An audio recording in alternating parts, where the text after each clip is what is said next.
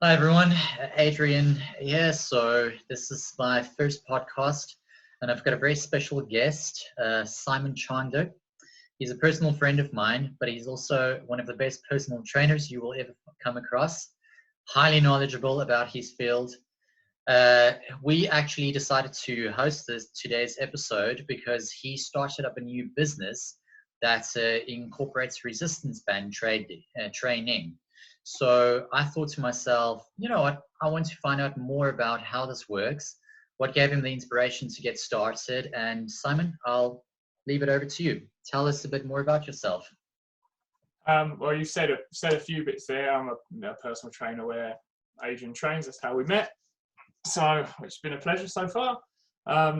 Pretty much just a physique competitor and personal trainer. That's my main fields really.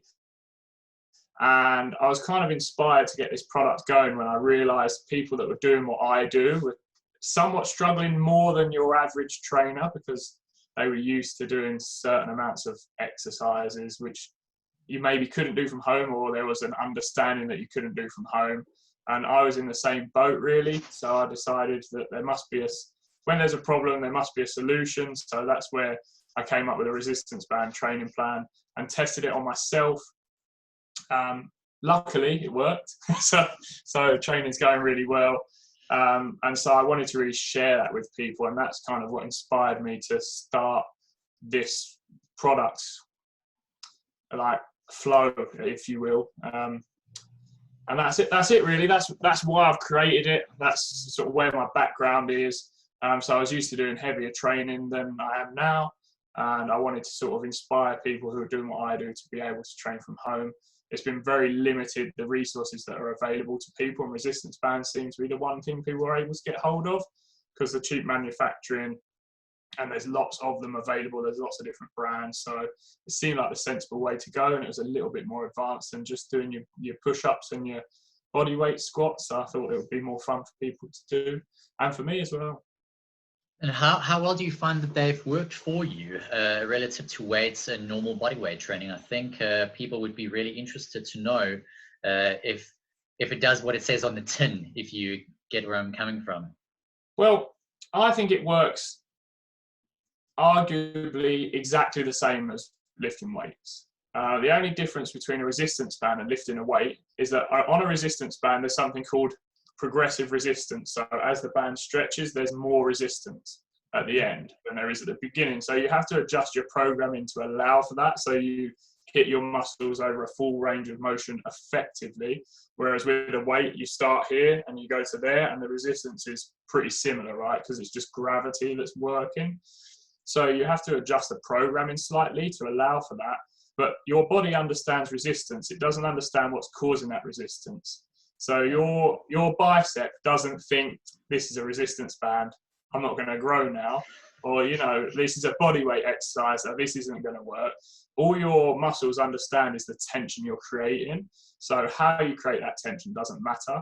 And resistance bands are great because as long as you can anchor them to something safely, you can create resistance at different angles and directions that actually you wouldn't be able to with weights. So if you were to choose one thing, arguably resistance bands from home are probably better than a set of dumbbells if you know how to use them properly.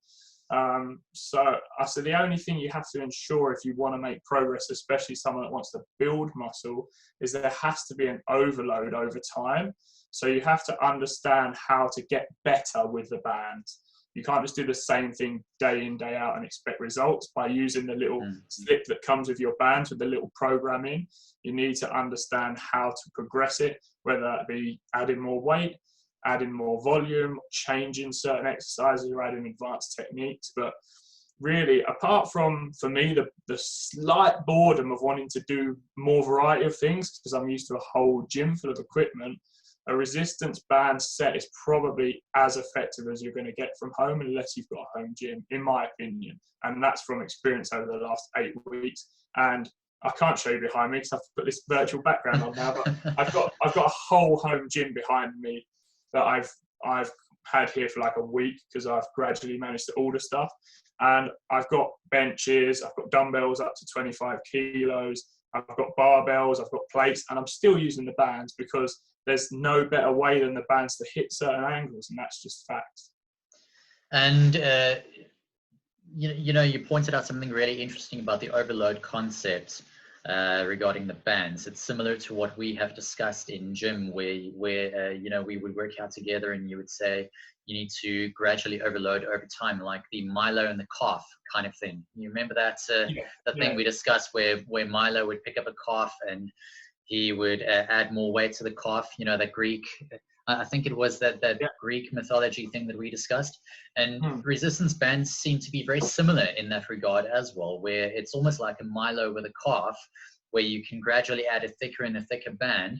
And it also seems, in my opinion, from what I can tell, you are less prone to injuring yourself, or less likely to injure yourself, rather than what you would be with weights. Unless, am I right in that assumption? I suppose it depends how you use them. I mean, there's always an inherent risk if you're doing something wrong or dangerous. But in terms of bands and injury, the one thing I have noticed as I've been working, as you know, I've had a few injuries. And working with the bands, there's one great thing about working with a band versus working with a weight. So when you're doing a movement with a band, you start with a minimal amount of resistance. And if you're using a slow enough tempo, it gradually adds resistance as you increase the movement. So if you got to a point where you felt pain, you can stop. But with a weight, the tension is on your joints from the beginning to the end. So you jump straight in. So if I go under a 50 kilo bench press and I'm there, it's 50 kilos, 50 kilos, 50 kilos all the way up and 50 kilos all the way down. So if that 50 kilos was going to injure me, I don't stand a chance, because the pressure is there the whole time. But with the band, let's say the band peaks at 50 kilos, then it's 25, 30, 35, 40. All that feels a bit bad. I can now release, and the tension gradually comes back down. So I would agree with you that there's less potential for injury. But if you do the movements very, very fast, you have to remember that the bands are elastic as well, and they're going to pull back on you, and they could create injury that way. So, I mean, yes and no. I mean, if you're sensible with them and you use them properly, then yes, definitely you're less likely to injure yourself. But if you're rushing and you're trying to do speed reps and stuff, then maybe the elastic tension on the bands could make you more prone to be injured. Oh, that's really interesting. It seems like a very scientific kind of approach that is involved over here as well. And I think for anyone who watches this or listens to this will actually be able to look back and say, you know what, there's a hell of a lot more to training than what meets the eye. It's literally not just a case of lifting some weights and squeezing out some bands and all that, and boom, there you go. It's actually a very scientific approach, and that's one of my overlapping themes as well with trading and training, for instance, is that it's not just as simple as clicking a button and buying a stock or buying a currency or selling or any of those things, and there you go, you're sorted. There's a methodical approach that needs to be followed. You have to set goals for yourself in terms of what are you hoping to achieve from this? Why are you going into this? And train. And this is what I want to get into during a later part of the conversation as well, is how many facets of our fields overlap one another. And it's actually quite remarkable to see how they can actually complement one another in terms of mindsets, but also in terms of longevity of both aspects. Because we were discussing this a few days ago, where you and I said to one another, you can't build the health that you want without the finances, but it also doesn't help you build your finances without having health to enjoy it. The two are not mutually exclusive. In fact, they're very compatible with one another. What are your thoughts on this particular overlap and the mindset behind the correlation between the two fields? I would like to get your opinion on this. Well, the one biggest thing that I've noticed between the two that is like a massive similarity is that everything you do has two things. It has calculated risk. There's always calculated risk in your finance if you're investing, for example. And when you're training, you take a calculated risk to lift a weight that you've never lifted before. And the whole thing is the risk versus the reward. And I think that risk-reward relationship is probably the biggest similarity between the two things.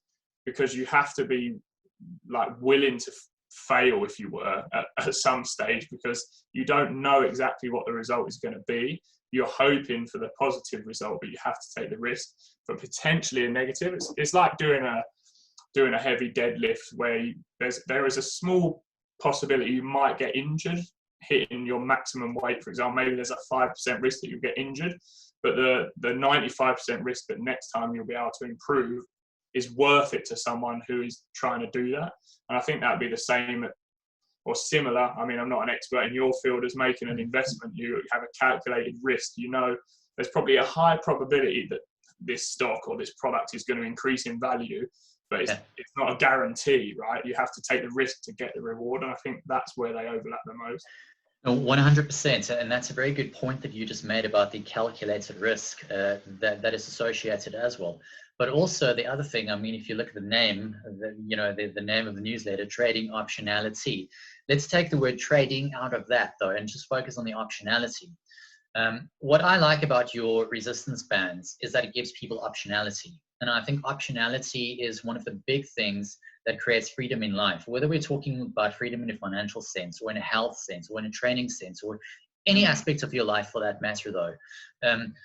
What you seem to have done over here as well is and please correct me if I'm wrong in any of the ways that I'm describing it, but this is what I see though, is that you seem to have taken this period during lockdown and you thought, how can I give myself more optionality? You know, not everyone is going to be able to have a home gym like what you have.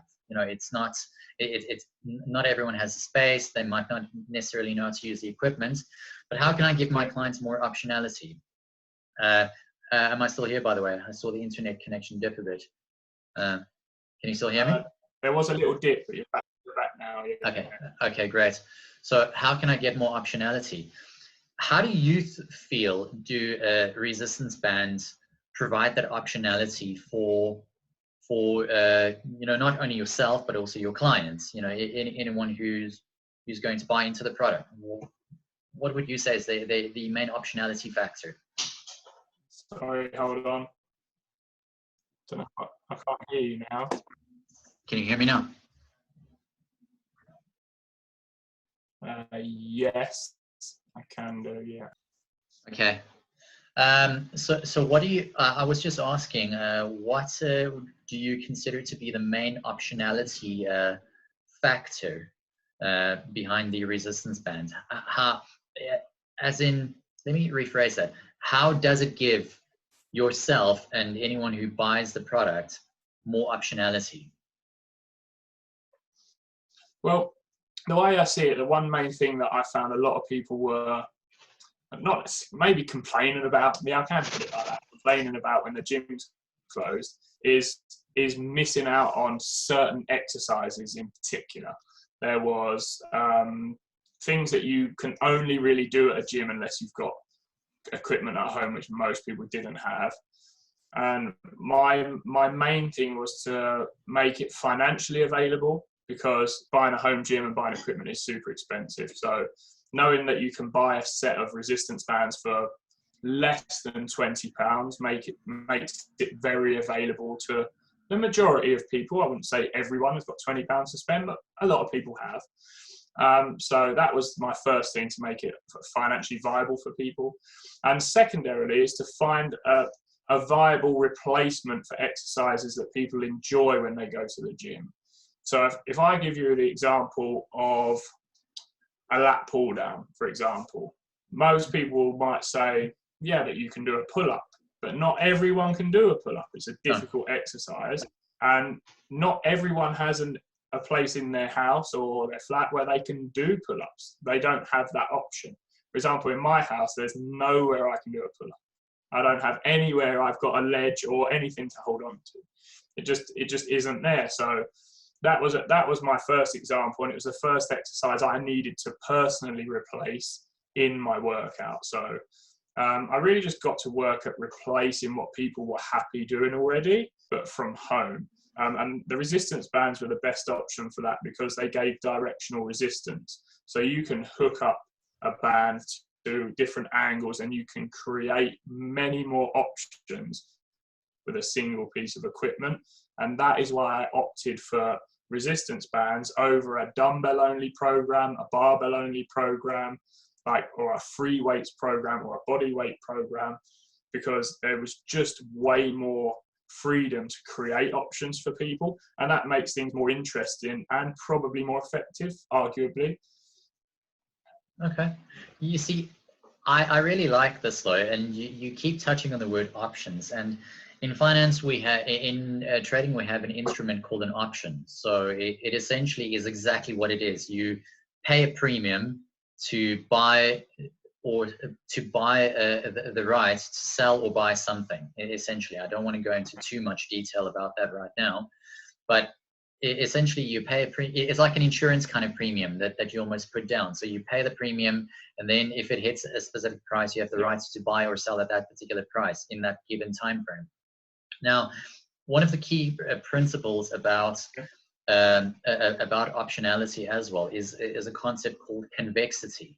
So you get convexity and concavity. So your convexity just implies that you limit your downside, but you've got massive upside if it goes your way. Now, concavity is the opposite way. There's limited upside, but a lot of downside. So in terms of trading or any kind of financial structure that you set up for yourself, you want to maximize your convexity under all circumstances, because you want to make sure that if downside does occur, you obviously are not going to get wiped out. And in training, we see many exercises, for instance, that are convex in nature, but we also see many ones that are concave in nature.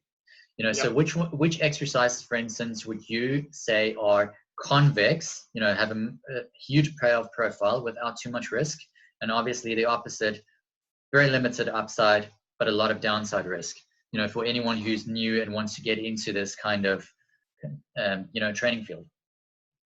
Well, I mean, that's quite an interesting question, and also probably quite a difficult one to answer. I suppose the first exercise that comes to mind is any exercise which, unless you've got some experience or a trainer or are definitely skilled at doing the movement, are going to have an inherent risk from being misinterpreted or done wrong. So one of the main ones for me, although it's got a big payoff profile, there is large inherent risk, and that would be a barbell squat. So I've, as a bodybuilder especially, think a barbell squat is a fantastic movement, but unless you've been coached in it properly, there's a weight on your back, right? Okay, and it can be a big weight if you've got strong legs. So unless you know how to brace the core, you know how to put your knees in the correct place, you know where to lean and things like that, there is a large inherent risk that you could hurt yourself. So probably something like a squat or anything where you have a weight rested on your back is probably going to have the highest inherent risk.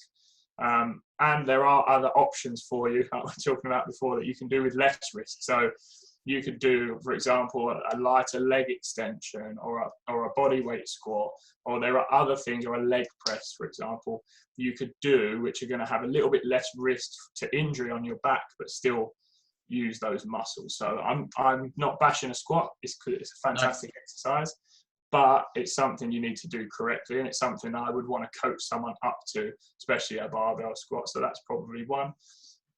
And the second one, so something that's got low risk of injury and a good payoff profile. There are lots, really. I would just the ones that come to mind for you, Well, let's just go for a nice, easy one, okay? Yeah.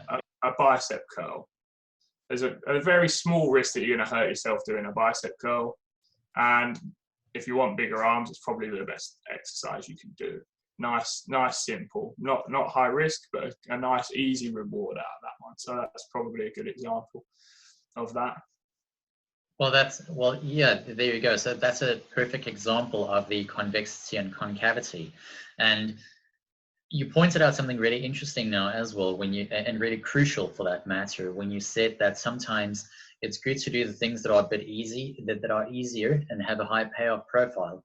And I think even in terms of just managing your positions that you might have in a portfolio of investments, for example, Don't go for the most complex things, even though it seems as if it's such a good idea to go for the more complex things because you might seem smarter or you might feel smarter or any of those things. I think what it boils down to as well is that, like in trading and investment management and training, simplicity does seem to be key over here. It doesn't seem to pay off to try to do too many fancy things unless, as you said, you've got a lot of experience in the actual field. And more often than not, I'm getting the impression, just from my own personal type of training that I've done over the years, that I still revert back to most of the basics the majority of the time. I hardly ever try to do too many fancy things. What are your thoughts on that, and how do you approach things? Well, I think the basics are the basics for a reason, and there's a reason why they've stuck around for so long and everyone knows them. It's because they work. So you don't want to try and reinvent the wheel when you're training. There is an element of trying to do something that's better for your body. So, for example, for me, I've learned over the years more and more that doing a barbell bench press, which is a basic, gives me a high risk of injury because of the way my shoulders sit slightly one higher than the other.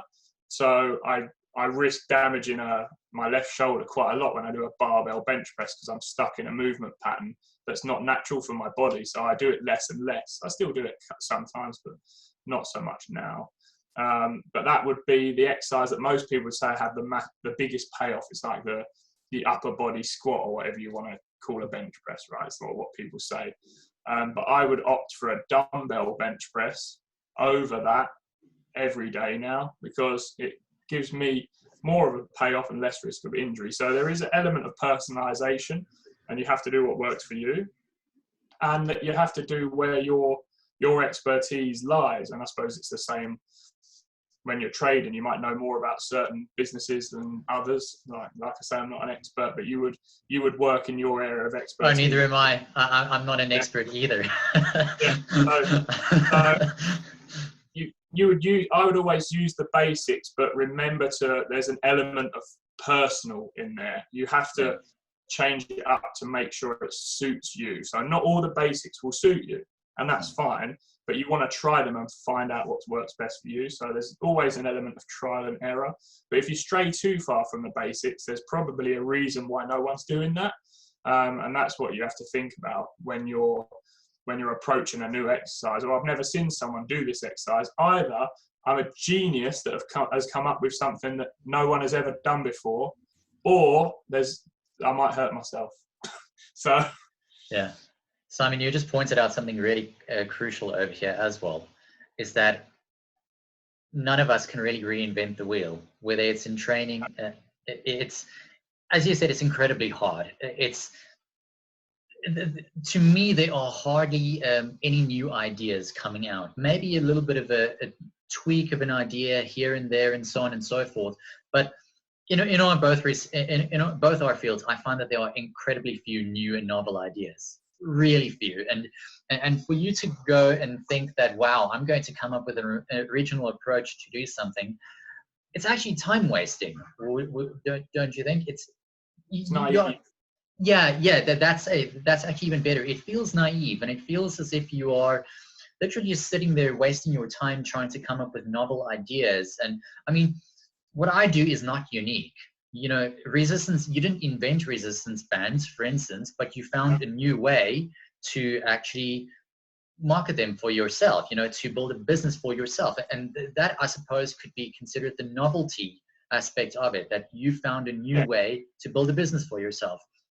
And I think this is one of the crucial things as well that I like to get across to anyone who might teach in my field. And I notice that whenever we train together, you do the same as well, is that you try to get clients to think, you know what, let's not try to reinvent the wheel, as you said. How did I always say this? Don't reinvent the wheel, just put on a new set of tires. So if you're driving in snow, put on a set of snow tires, or any of those kind of, or some spikes on the wheels, whatever you need to get ahead. But some things, as you said, are just kind of set in stone. there's no point in trying to find a different way to do, as you said, a dumbbell press, for instance, because quite honestly, it's done the way that it has been done, and it's delivered results for you. It's delivered results for a lot of other people, and I think it's the same approach that I also try to get across to people whom I've coached in the past, and coaching that I've received is stick to the damn basics for the most part. The basics is what builds your foundation, and on the foundation you can build a skyscraper. Tell us your thoughts, for instance, in fitness modeling, because I know you are an accomplished fitness model. How do you use that approach, for instance, to sculpt your ideal physique for competition by using basics and adding, your own twist to things? Well, I mean, it's always looking at the body and seeing where work needs to be done, and identifying where the basics aren't quite cutting it, or where I might be doing something wrong, because an imbalance in the physique can often be a sign that performance in an exercise might be not quite right. So if I know my workout plan is balanced, okay? So I'm doing enough work on each muscle group to be developing in a balanced way. But the body doesn't always play ball that way. So you might look at yourself and think, oh, well, this muscle is not coming along. Well, let's have a look at the program and make changes or additions, or take things away, or try a different way of performing the basics to make sure that muscle is working optimally. And sometimes it is a case of the basics not working quite right for you. So for me, there was one example, which is a pull-up. I was doing a lot of pull-ups, but my back wasn't really growing. And I always thought I have to come all the way to the top of the bar when I do a pull-up, because that's full range of motion, and that's the best thing. Because I've learned that, I've read about it. And obviously, and you think that the muscle needs to work that way. And that to me was logical. So I was like, I'm doing everything right. And then I actually met a men's physique coach who'd been coaching IFBB pros. And I did a back session with him on the lead up to a show. And he said to me the opposite from what I knew. He said, maybe you should stop the movement shy of full range, so then the muscle's under tension at that part where it needs to be developed. And I'd never really thought about it that way. And I started doing it like he said. And I don't do it all the time to this day, but I use it as a technique, and it's really helped overcome weaknesses in certain areas of my pull-up. So sometimes what you know isn't what you need. So there is always an element of being open to learn new things, especially when you're trying to progress, because knowledge isn't, especially when it comes to physiques, it's a very unique thing, because everyone's body is slightly different. So you have to be open to try new things for yourself. And I think that's how you can progress in something like developing your body, and be willing to accept that something's not working and it's not your fault. And a lot of the times people might think it's my fault, I'm doing it wrong, but really you're following all the steps correctly, but those steps aren't your steps, they're for someone else. So always trial and error, and you will get there. And that's what I've learned over the years, training for shows and stuff. Yeah, I really like that though, and I was actually smiling to myself as you were going through the whole process, because, for instance, whenever you find new people who are new to investments, and yeah, I know it seems like we're going back and forth between the two, but I can't help but comment on the similarities that I keep seeing between the two fields. Is exactly as you said. Sometimes what you think you know to be true is actually not true at all. It doesn't work for you. I, for instance, in trading, you find that there are a few main styles. You get day trading, you get position, you get swing, momentum, and all those kind of things. And you can try your utmost to say you want to be a day trader. You know, you heard it's cool and it's high adrenaline and all that stuff. And yeah. You watch Wolf of Wall Street or any of these movies, and you think that's what I want to be, the excitements and stuff. But for the most part, it can actually be a very boring thing to have to do. It can be very, very boring. And even in training, I find that not every workout feels fantastic. Not every workout feels as though, wow, you know, I feel so amazing. You know, sometimes you just feel I'm going through the motions. You know, I'm not every meal that you eat is going to be enjoyable, but you know that you are progressing towards something by going through those, and I dare I say, shitty kind of aspects of the actual process to get to where you want to be. And this is where I found what you said earlier quite remarkable, as in you have to find your imbalances as well. You know, you have to find out what are your imbalances. I'm personally working on imbalances in my body now as well, because guess what? I've been doing certain things wrong for quite a few years, and now I'm paying the price for them, and now I've got to correct them. And it's the same. It's the same approach if you have an investment or trading plan or any of those things. You can keep bashing your head against the wall, and you might think that you're going to go through the wall, but your skull is going to be flattened long before your head gets through that wall. Sometimes you just need to take a step back, look at what you're doing wrong, and admit to yourself that this is not working for me. And that is such a key thing that you said earlier.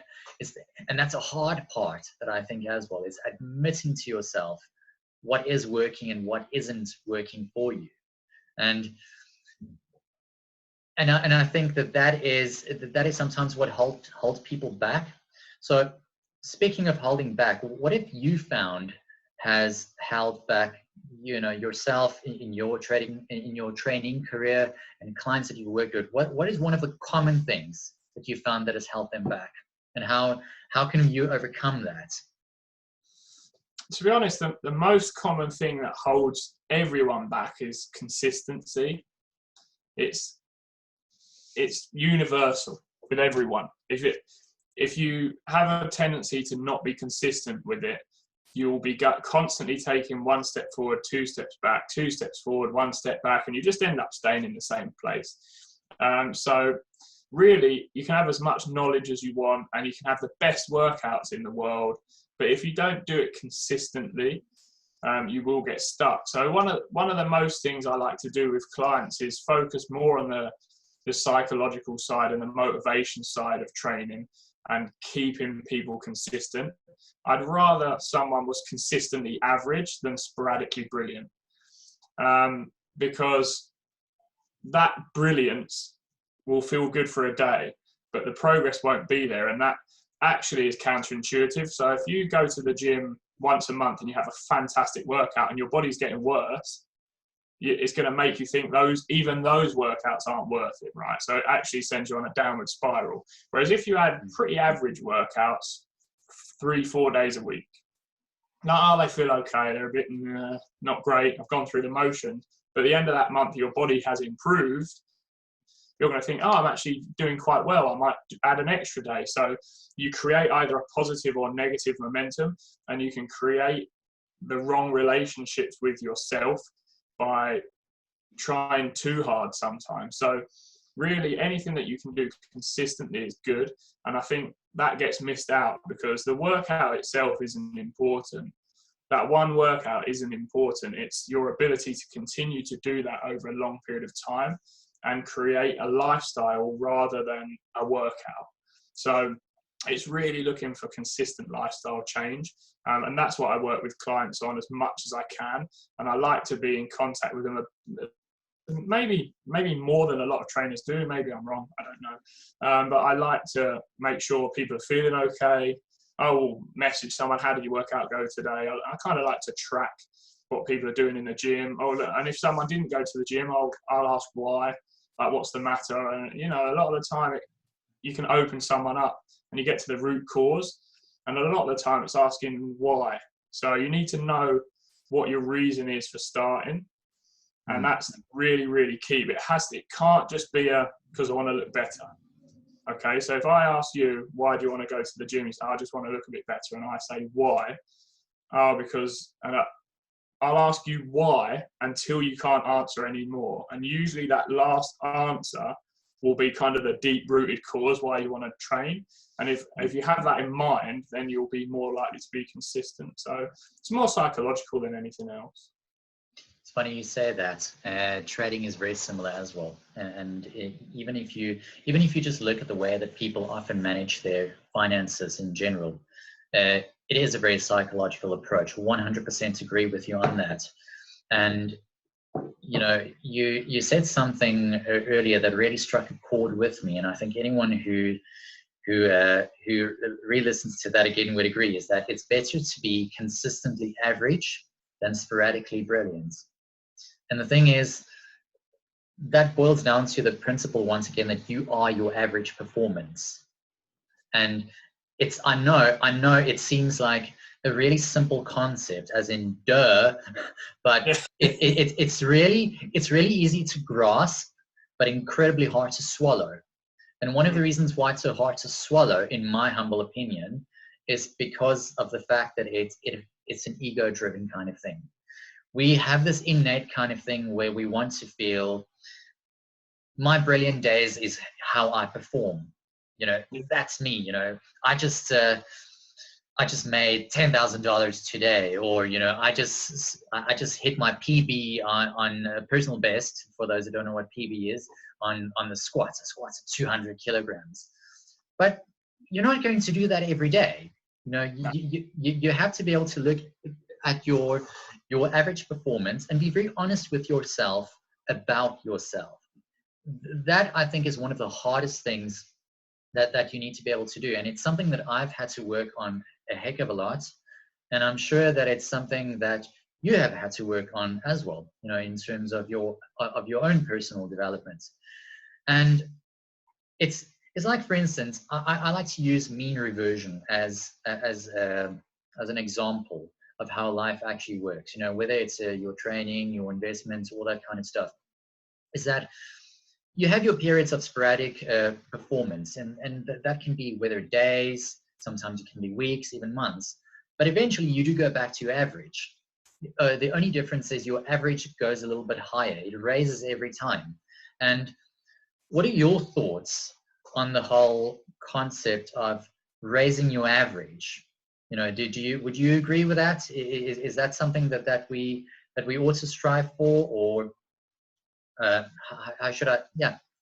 That, I suppose that should be something we ought to strive for. But how do you apart from consistency, how do you recommend raising your average in general? Well, I think it boils down to goal setting, really.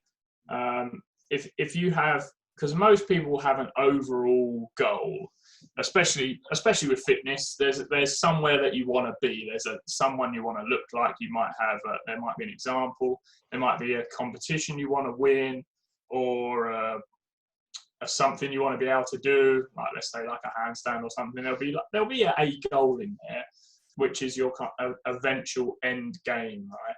But it's very hard to consistently raise your average performance based on a long-term goal, because it can seem so far away, and you need to be able to measure how you're getting there. So setting small goals along your path are probably the best way to raise your average performance. So I was actually on a podcast the other day with another fitness professional talking about like measurable, like what gets measured gets managed, basically, is one of those phrases. Yeah, we have that in trading, in investments as well. Exactly the same thing. We throw it around, but really you want to be able to measure the small successes along the way, so you can feel good about small wins. So you can, even if your average has gone up 0.001% towards your sort of 100% improvement, you're not going to be upset that you've still got 99% to go. You're going to celebrate that small progress you've made so far. And I think that's what a lot of people struggle with when they're trying to be good at something, is that you've got to accept that at the beginning you're not going to be as good, but as long as you're getting closer, that's great. But you need to have a smaller target that you set like 10% of the way, 20% of the way, so you can celebrate more and it keeps you motivated to keep going. And I think with me, for example, my end game is to win a men's physique Olympia competition, which for those of you guys that don't know, is basically the highest commended competition in the world for men's physique. So it's basically the Olympics of bodybuilding, right? And that's what I want to do. But if I look at those guys now, there's a big gap between where I am and where I need to be. But that doesn't upset me, it drives me, because I know there'll be a smaller show before that I can win, and another show that I can move up to, and another pro card I can win along the way.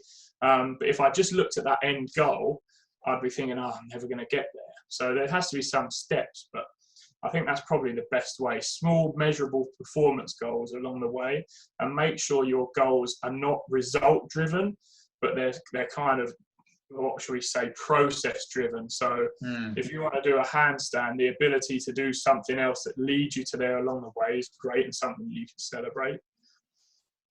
Well, that's a really key component that you just pointed out there, and I'm really glad you brought this up. The process driven as opposed to result driven, because, correct me if I'm wrong, but how I see it though is that if it's process driven, it's a continual part of your journey. At least that's how it seems to be, as opposed to result driven, where you get to the goal and then now what? You know, that's something that I've personally faced in my life many times before as well. Is I would hit specific goals, and I would either lose my motivation after I've hit the goals, or the moments of victory that I feel would be fleeting at best. Yes. I don't know if you've encountered those similar feelings in any kind of way, but that's definitely what I've felt many times before. Well, I actually felt that a little bit doing my recent product, because finishing the product was just the end goal, and that's basically the project that I had running. And when I finished it and released it, I was expecting a big rush of endorphins, but really I was just thinking, well, what's the next thing I can do now? I need to start something else, because I want to get that little success feeling again. Yeah, and I think that is also, it's that euphoria. You know the whole principle of euphoria and despair as well. Despair and euphoria are equally addictive, and I think this lockdown has provided a prime example of both states. You know, where some people are in euphoria because they simply don't want to go back to work, or they don't have to go back to work. For some, it is the case, or they get to spend more time with their families and friends now, which they never had. And on the other end of the spectrum, some people are in complete and utter despair. They're bored. They don't know what to do. They say they don't know what to do. But as that picture I sent you of Gandalf the other day said, you know, everyone who hits these times feels a certain way, but that's not for us to decide. We have to decide what to do with the time that's given to us.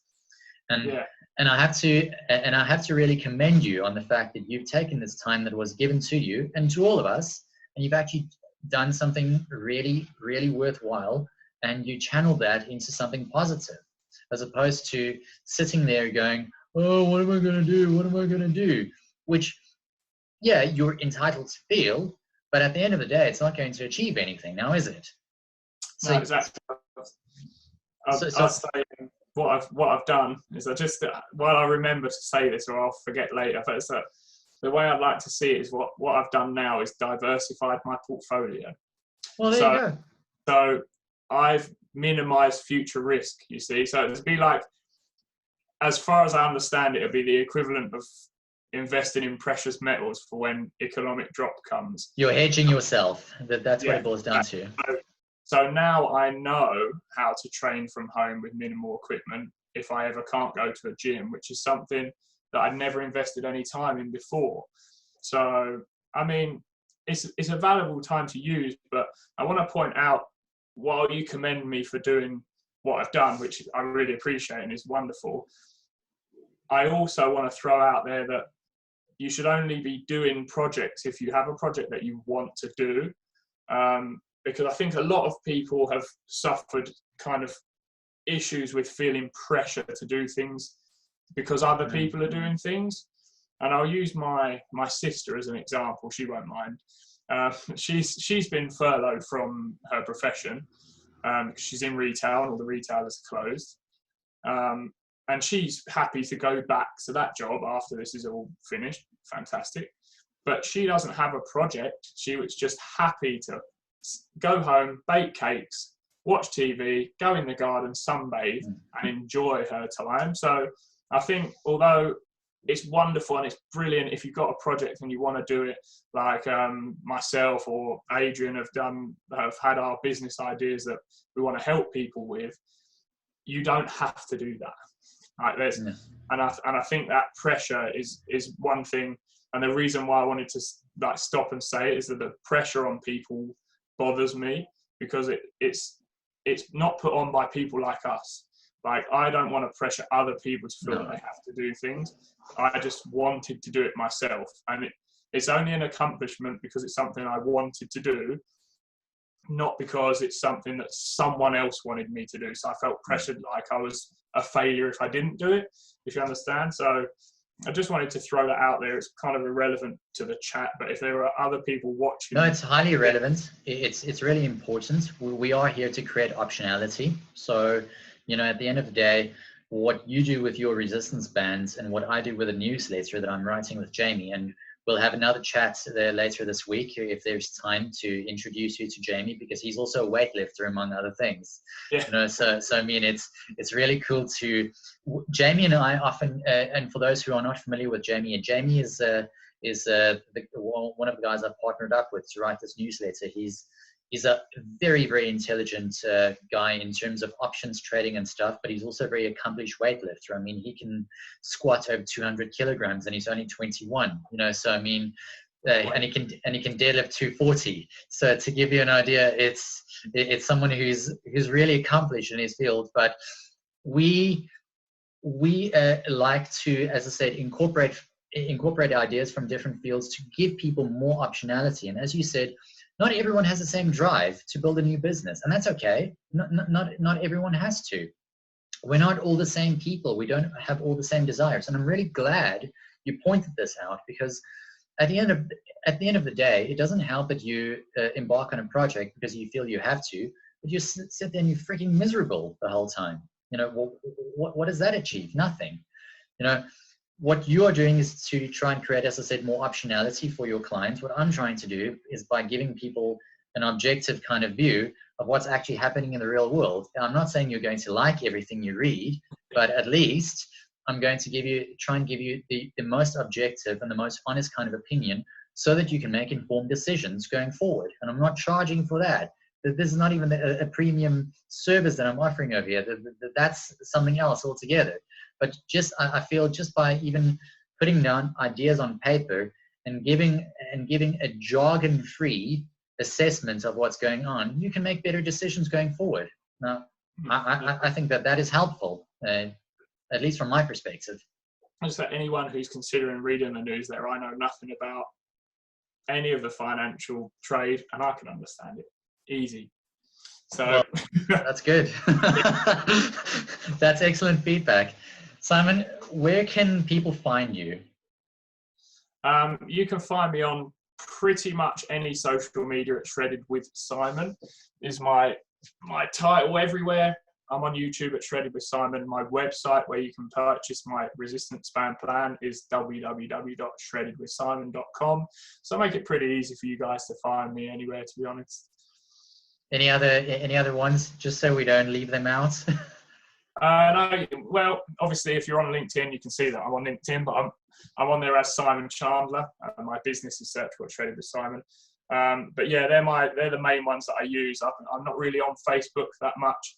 You can find me on there if you want to contact me at Simon Chandler _personal trainer. That's my page on Facebook. But generally, Instagram, YouTube, and my website is where you can contact me. Any final thoughts from your end? I could talk all day about this, but yeah, I think we've covered what we wanted to cover today. So yeah, I'm perfectly happy with today's chat. How about you? No, I'm good. I'm also very good, and I'm really glad that we got to test the waters with the overlapping concepts and things, because we're both people who are very passionate about training. I mean, you know, we've had many a good workouts together, and I love the effect that it has on me. And one of the things that I'm hoping that future conversations will achieve is to show people that training is not purely about vanity at all.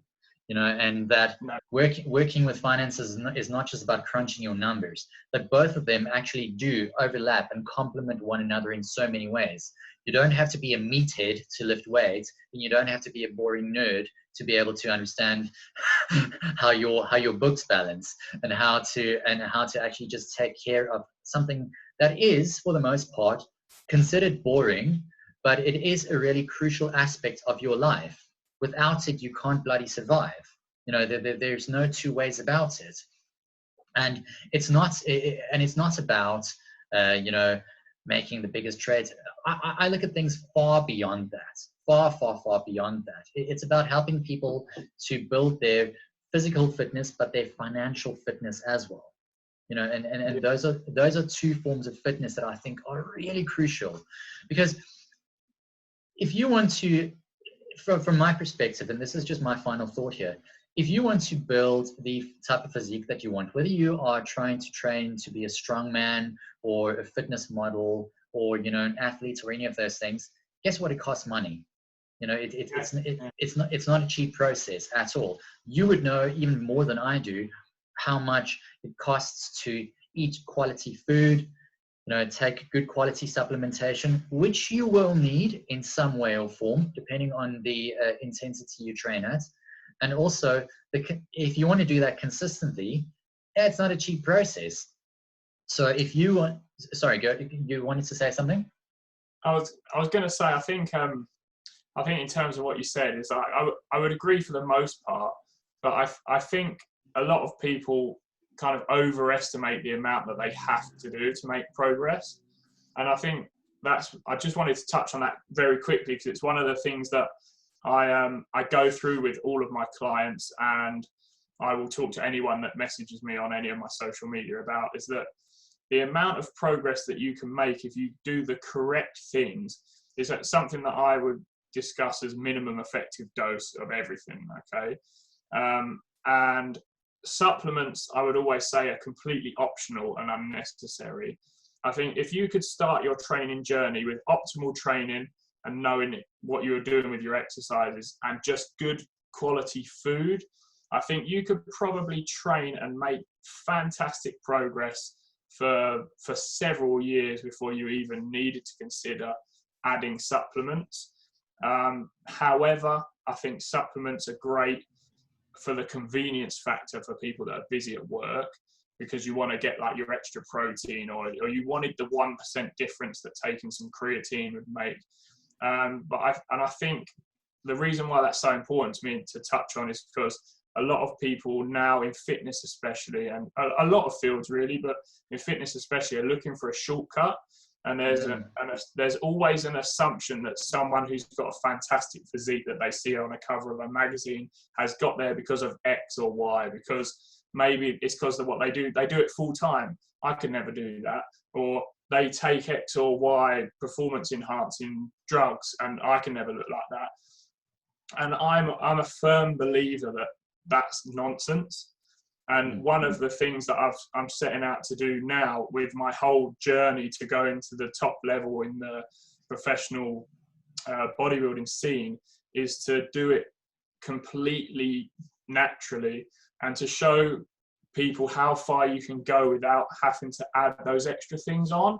So I think there's a lot of pressure to spend money, but most of that comes from corporations and advertising.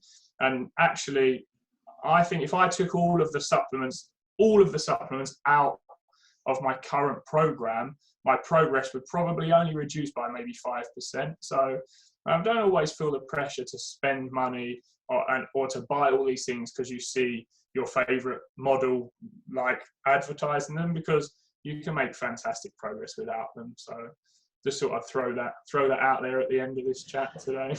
No, it's a good thing you did though, because I'm also not the biggest fan of using supplements. I haven't used a protein supplement in many years.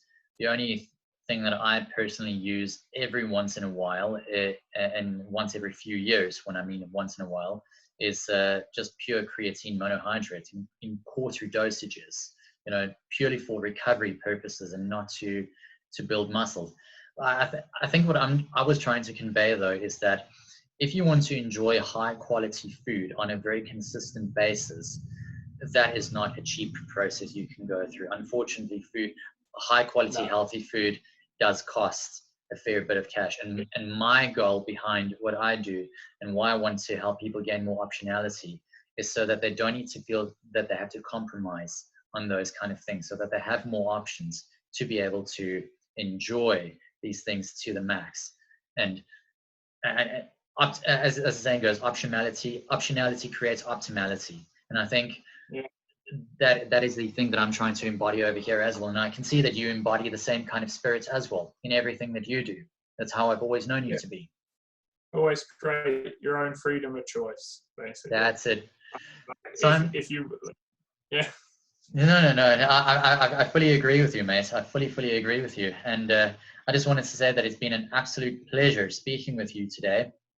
And I can't wait for everyone to listen to this and give us their feedback, because I think it's a really good conversation, and we can build a lot onto this going forward in slightly different ways and themes. But let's not spoil it for everyone. Let's